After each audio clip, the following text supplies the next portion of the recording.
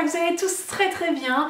Je vous retrouve avec un plaisir forcément un petit peu exceptionnel, n'ayant pas peur des words. Parce qu'aujourd'hui au programme, c'est une journée dans mon assiette et vous savez que j'aime beaucoup faire ces vidéos. Je pense que ça vous plaît pas mal aussi, donc à chaque fois ça me procure pas mal d'enthousiasme, on va dire ça comme ça. En plus j'ai vraiment des tonnes d'idées, donc voilà, je vais pas m'éterniser, mais ça me fait vraiment très plaisir. Au programme aujourd'hui les enfants, des repas qui coûtent pas cher parce qu'on va utiliser des surgelés, on va utiliser des boîtes de conserve, des repas qui vont super vite à faire comme d'habitude, mais là particulièrement, tu vois. Souvent je vous propose des trucs à mettre au four et comme ça on n'en parle plus. Bah là aujourd'hui c'est juste tu mets tout dans ta casserole et puis on n'en parle plus non plus. Donc c'est plutôt pratique.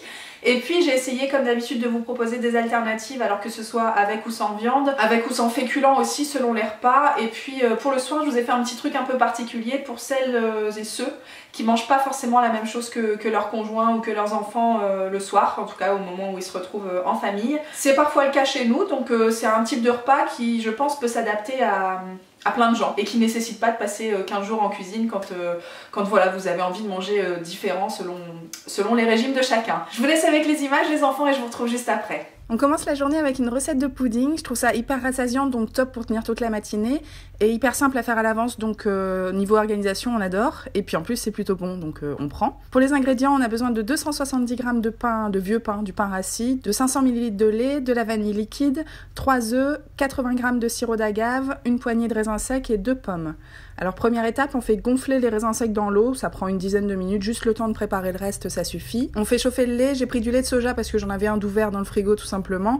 Vous faites bien comme vous voulez, comme d'habitude. On ajoute la vanille liquide et puis on s'arrête avant que ça boue. On émiette ensuite son pain dans un grand saladier comme ça. Moi c'est un mélange de pain brioché, de pain complet que j'avais au congélo. Donc j'ai décongelé ça la veille, mais ça peut être du pain dur que vous avez chez vous depuis quelques jours aussi. On fait ça grossièrement et on verse le mélange lait-vanille dessus. Quand c'est encore chaud, ça va le ramollir directement. Vous pouvez augmenter les doses de lait si votre pain est plus rassis que le mien. En fait, s'il est vraiment dur, voilà, vous mettez plus de lait tout simplement. Il faut vraiment qu'il s'imbibe complètement du liquide et qu'il forme presque une pâte comme ça. On préchauffe son four à 160 degrés, pas très fort. Et on attaque le reste. Alors j'utilise du sirop d'agave, vous prenez le sucrant que vous souhaitez, en sachant que 75 g de sirop égale 100 g de sucre classique. Je casse les 3 œufs et je bats pour que le mélange soit homogène. On coupe les 2 pommes en petits morceaux, on égoutte les raisins qui ont bien gonflé et tout simplement on va venir ajouter tous les éléments à la pâte de pain. Donc d'abord le mélange œuf-sucre, les raisins et puis les pommes. Alors voilà la texture que vous devez obtenir avant de verser ça dans votre moule. Alors ça c'est le moule action que je vous avais présenté d'ailleurs dans une vidéo haul.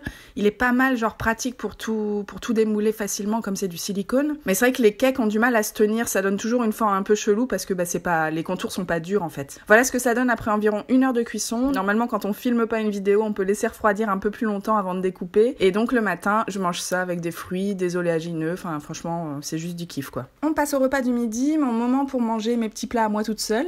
Ce midi c'est chili sin carne au programme avec cette gamme bon et bio de chez Aldi que j'avais très envie de mettre à l'honneur tellement elle me vend du rêve au quotidien. Pour 3 fois rien en plus, vous vous en doutez. Pour cette recette, vous aurez besoin de saucisses de tofu, de 120 g de riz cru, d'un poivron et d'un oignon, de haricots rouges bien sûr, du maïs, du coulis de tomate et puis les épices de votre choix. Alors moi j'ai mis sel, poivre, ail, gingembre et du paprika. On commence par couper les légumes. Alors l'oignon grossièrement, le poivron pareil. J'avais pas beaucoup de grains dans le poivron cette fois-ci, mais merci à celle qui m'a donné cette astuce de les passer tout simplement sous l'eau pour retirer les grains. Moi avant je galérais avec mon couteau, mais tout va bien. Ensuite, dans une casserole, on verse un peu d'huile d'olive, à savoir que ce plat-là est pour 4 personnes, donc paniquez pas à la vue des quantités, tout va bien. On ajoute les oignons quand l'huile est chaude, on laisse colorer, je mets les poivrons ensuite et je verse un fond d'eau comme pour les faire confire un petit peu. Et à côté, j'ajoute les haricots, je les rince aussi, je sais pas si tout le monde fait ça ou si vous gardez le jus, mais moi je préfère les rincer et faire ma sauce moi-même. Et justement la sauce, c'est du coulis de tomate bien sûr, avec des épices comme d'habitude. Je laisse mijoter à feu moyen, une dizaine de minutes environ, ça suffit. Et à côté, j'ai préparé les saucisses de soja aux fines herbes. C'est plus pour le kiff que pour le besoin en protéines parce que j'avais déjà ce qu'il faut avec les légumineuses dans ce plat-là. J'ai fait un peu de riz aussi. Je passe jamais un repas du midi sans féculents, surtout avec les entraînements running que je tape en ce moment entre midi et 2, j'en ai vraiment besoin. Et au dernier moment, j'ajoute le maïs à la préparation qui a pas besoin d'être cuit.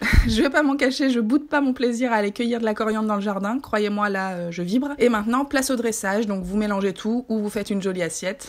Dans tous les cas, ça déglingue dans la bouche. Pour le goûter, c'est assez simple. Bien souvent, de toute façon, après un repas du midi comme ça et le boulot qui s'enchaîne, je relève la tête, il est déjà 18 h, donc j'ai pas besoin j'ai pas un besoin fou d'être calée l'après-midi, on va dire. J'ai pris ma dose de féculents le matin et le midi, donc en général, le reste de la journée est assez soft. Je vous propose tout simplement une salade de fruits un peu améliorée. J'ai pris ce que j'avais dans les placards, du kiwi, une poire, quelques myrtilles. Franchement, ça peut être des pommes, des fraises en ce moment, une banane, si j'ai un peu plus faim. Enfin, voilà, vous faites avec ce que vous avez. Le kiff principal étant d'y ajouter des amandes et des dattes. Alors, je les achète chez Action, comme je vous le dis souvent, et je les mange par poignée. Franchement, j'adore ça, même tout seul. Donc, dans ce petit bol qui paye pas de mine, franchement, y a beaucoup de kiff pour moi. Et le soir, comme je vous disais, on part sur des œufs cocottes, préparation et cuisson ultra rapide, et surtout une variation de possibilités idéale pour combler les goûts de chacun, on va dire ça comme ça. Dans ma version à moi, vous avez des épinards, tomates mozza et 2 œufs.